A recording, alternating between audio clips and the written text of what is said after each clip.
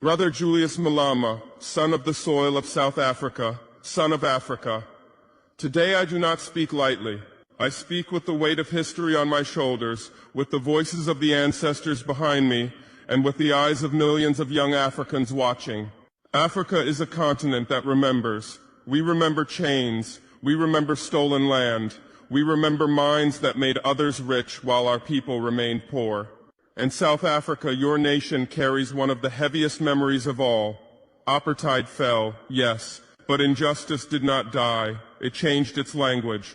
That is why voices like yours emerged, not from comfort, but from unfinished liberation.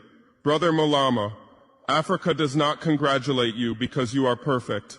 Africa congratulates you because you refused silence. There is a special kind of courage required to speak when the system benefits from your silence. You spoke when it was safer to negotiate quietly. You shouted when others whispered. You reminded South Africa that freedom without land, without dignity, without economic justice is incomplete. For this they called you names. They called you dangerous. They called you reckless. They called you radical.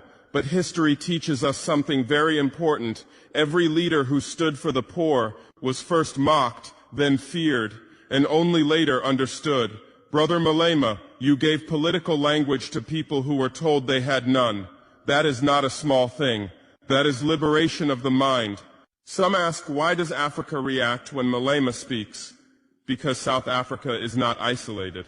Because its minds feed the world.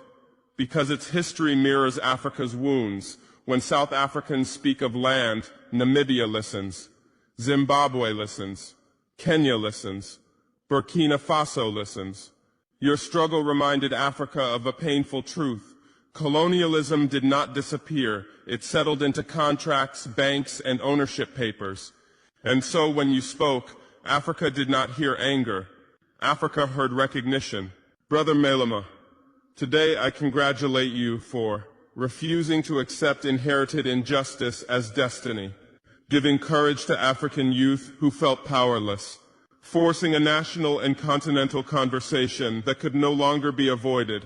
But let me speak as a brother who carries responsibility. Revolution is not only about what we oppose, it is about what we build.